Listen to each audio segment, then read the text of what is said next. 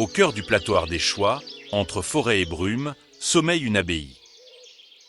Mazan, un nom oublié, presque effacé, que le vent prononce encore entre les pierres. C'est ici, non loin de Saint-Cyr-en-Montagne, que des hommes ont choisi la solitude. Il y a 9 siècles. C'est incroyable, on ne s'attend pas à découvrir un tel lieu, au milieu de nulle part. On dirait que le temps s'est arrêté. C'est souvent l'impression qu'elle donne.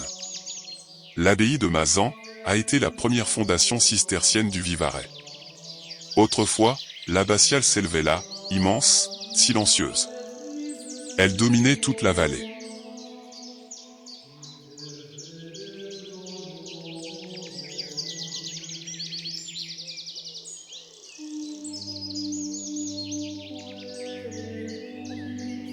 Les origines de Mazan se perdent dans les brumes du XIIe siècle. Certains parlent de 1119, d'autres de 1123. Peu importe la date exacte. Tout commence par le désir d'homme. Poussé par la crainte de Dieu, en quête d'un lieu où prier et se taire.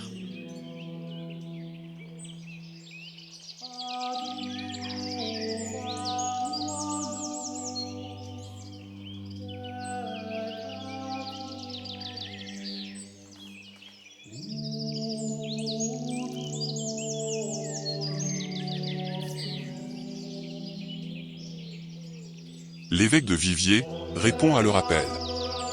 Il fait construire ici un monastère, au Mas d'Adam, et nomme pour abbé un homme pieux, Pierre Itier. Quelques années plus tard, des moines venus de Bonnevaux, près de Vienne, s'y installent à leur tour. C'est ainsi que Mazan devient fille de Cîteaux.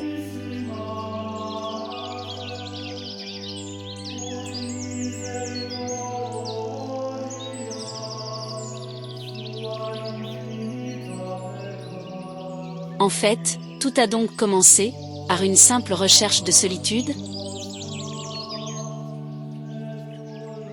Oui.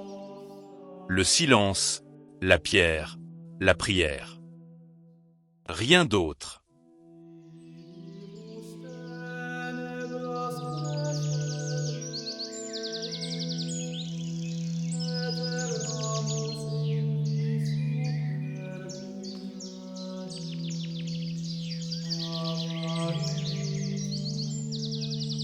Et dans ce dépouillement, naît une grandeur nouvelle. L'abbaye connaît rapidement un essor remarquable.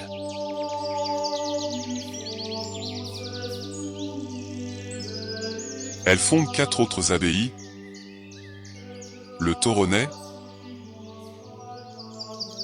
Sylvanès, Bonneval et Sénan. Ces terres s'étendent jusqu'à Aubenas et Villeneuve-de-Berg. C'est le temps des granges cisterciennes, où les frères convers cultivent la terre et bâtissent des moulins. On imagine mal, en voyant ces ruines, la vie qu'il y avait ici. Ouvert le murmure des prières, le martèlement des outils, les chants du matin. Mais dans ces pierres rouges et grises, dans la rigueur des lignes, demeure l'esprit de l'ordre. La lumière sobre, la beauté nue, l'équilibre parfait entre travail et contemplation. On appelait cela l'âge d'or des abbayes cisterciennes. Et Mazan, ici, en montagne, en fut l'un des joyaux.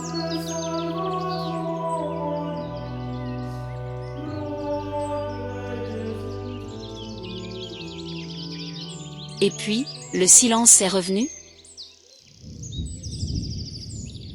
Oui, mais un silence plus lourd. Les guerres, les pillages, la famine, la peste.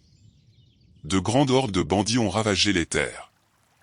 Les moines ont dû fortifier le monastère. Il reste encore une tour, un reste de mur d'enceinte. Puis vinrent les abbés commendataires, seigneurs nommés par le roi, absents du lieu, avides de revenus. L'abbaye décline lentement. En 1661, il ne reste qu'une douzaine de moines. À la Révolution, ils ne sont plus que 6. Enfin, le décret de 1790 met fin à l'ordre de Cîteaux. Les biens deviennent nationaux, les pierres seront un trésor à prendre. Les habitants du village se sont servis dans les murs pour bâtir leur maison.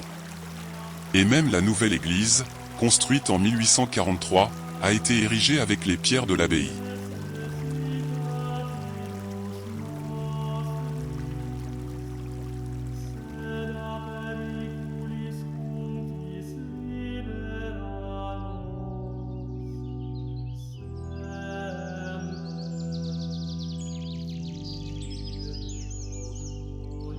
C'est terrible. On a littéralement dépecé le lieu.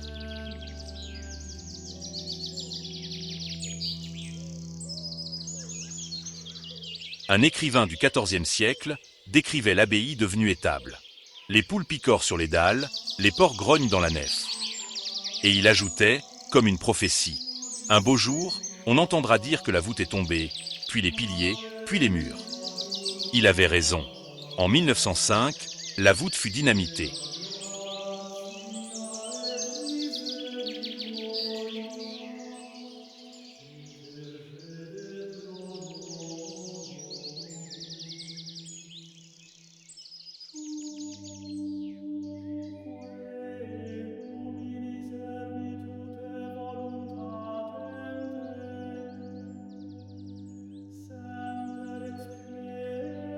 Et malgré tout, elle est encore debout.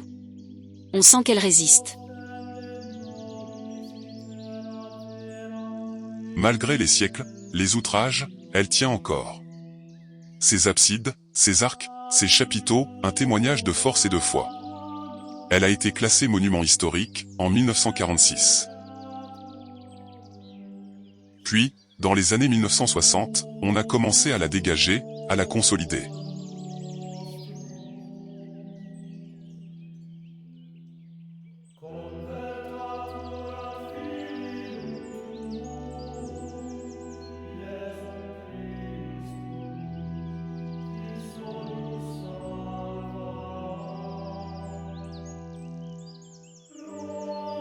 Les pierres, patiemment, ont retrouvé la lumière.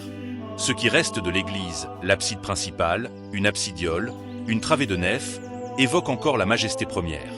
Le cloître, mutilé, n'a gardé qu'une galerie. Mais dans ce fragment, il y a toute la beauté cistercienne. La sobriété, la pureté, la géométrie du sacré. C'est étrange. Même ruinée, elle dégage une paix profonde. Comme si les moines priaient encore.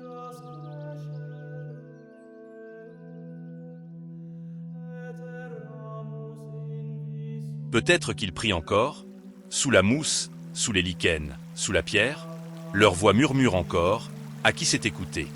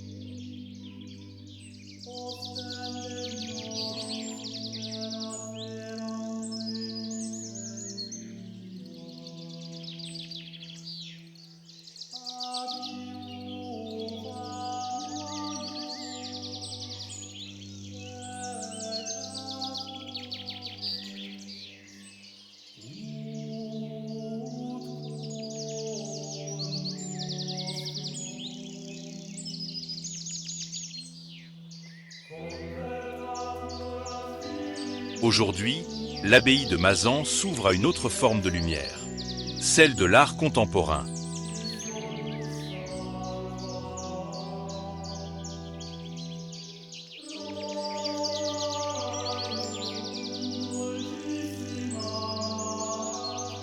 L'artiste Félix Varini a fait dialoguer ici la géométrie et la mémoire. Son œuvre, Un cercle et 1000 fragments, se déploie sur les murs et les toits du site. À partir d'un point de vue unique, un cercle parfait se révèle, tracé à la feuille d'or.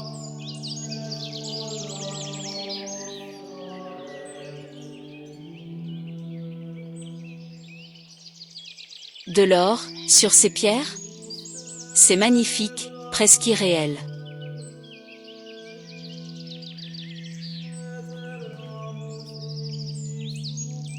Minéral sur minéral, disait l'artiste. La feuille d'or capte les variations de la lumière, comme le faisaient autrefois les vitraux disparus. L'œuvre relie le ciel au sol, le présent au passé. Elle fait de l'abbaye le centre d'un rayonnement infini.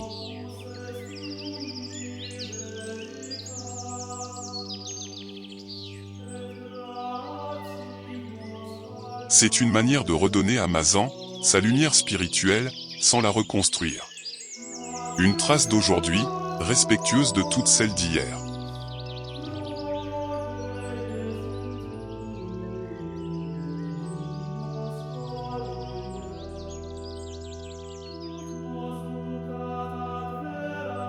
Alors Mazan n'est pas morte? Elle continue d'inspirer, d'illuminer, autrement.